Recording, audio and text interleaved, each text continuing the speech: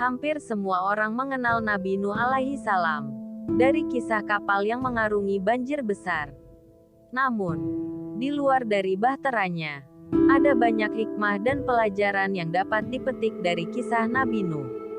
Nabi ketiga adalah Nabi Nuh yang harus diimani setelah Nabi Adam alaihi salam dan Nabi Idris alaihi salam. Nuh merupakan keturunan ke-9 dari Nabi Adam. Nama Nuh berasal dari bahasa Syria yang berarti bersyukur. Nabi Nuh juga mendapatkan gelar dari Allah Subhanahu wa Ta'ala sebagai Abdus Syakur. Gelar itu berarti hamba yang banyak bersyukur sesuai dengan surat Al-Isra ayat 3. Allah Subhanahu wa Ta'ala berfirman, Suryata men hamalna amanu, inaukana, abdang syakuro. Wahai keturunan orang yang kami bawa bersama Nuh. Sesungguhnya dia, Nuh, adalah hamba Allah, yang banyak bersyukur. Quran Surat Al-Isra 17, ayat 3. Nabi Nuh juga masuk dalam Rasul Ulul Azmi, yaitu Rasul dengan ketabahan dan keteguhan hati yang luar biasa. Sesuai surat Al-Ankabut ayat 14. Nabi Nuh bahkan berdakwah selama 950 tahun.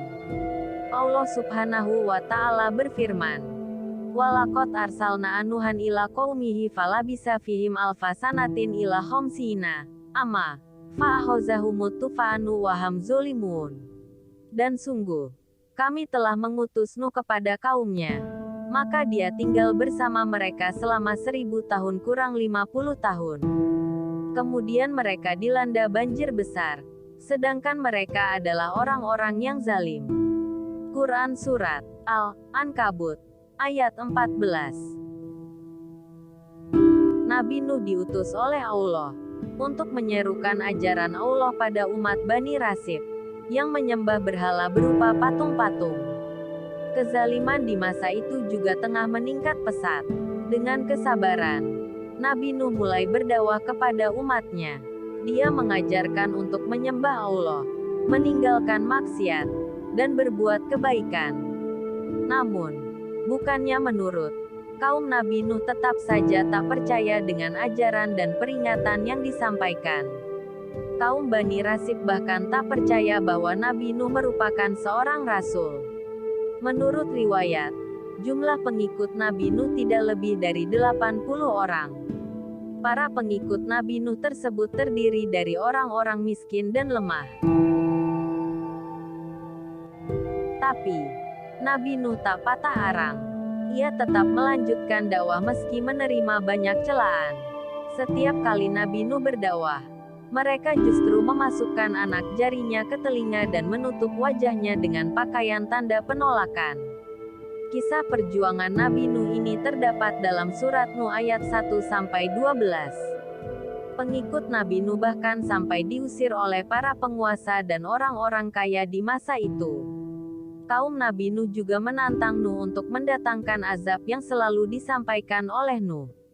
Allah Subhanahu wa Ta'ala berfirman, Qalu ya Nuh qad ja'adaltana fa aksarta jidalana fatina bima taiduna in kunta minasy shodiqin. Mereka berkata, Wahai Nuh, sungguh, engkau telah berbantah dengan kami, dan engkau telah memperpanjang bantahanmu terhadap kami.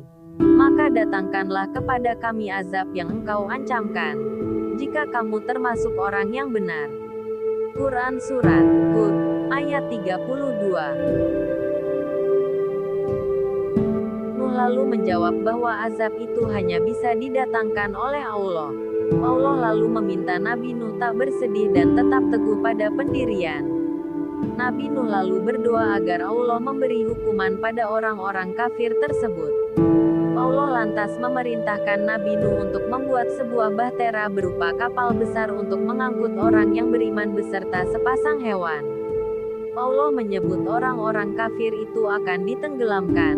Atas perintah itu, Nabi Nuh mengumpulkan pengikutnya dan bergotong royong membuat bahtera dari kayu selama siang dan malam dalam beberapa tahun. Kerja keras Nabi Nuh ini juga mendapat cemooh dari orang-orang yang tercela. Setelah bahtera itu dibuat dan tanda banjir besar bakal datang, Nuh memerintahkan pengikutnya untuk naik ke kapal. Perlahan, air bah pun mulai menggenang menenggelamkan daratan.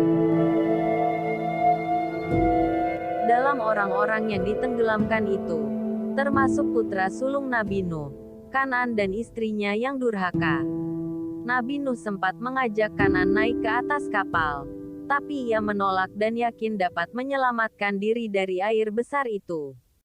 Nabi Nuh lalu menyadari bahwa cinta pada anaknya membuatnya lupa pada Allah. Nuh lalu memohon ampun kepada Allah dan mengikhlaskan anaknya yang meninggal dan masuk dalam golongan orang kafir. Kapal Nabi Nuh lalu menepi di pegunungan Arafat. Setelah air surut, Allah memerintahkan Nabi Nuh untuk turun dan memulai kehidupan baru. Dari kisah di atas, kiranya kita dapat mengambil keteguhan dan kesabaran Nabi Nuh dalam bersyukur dan beribadah kepada Allah sebagai salah satu pelajaran penting. Dari kisah ini pula diketahui bahwa janji Allah berupa azab dan pembalasan berupa bencana adalah benar.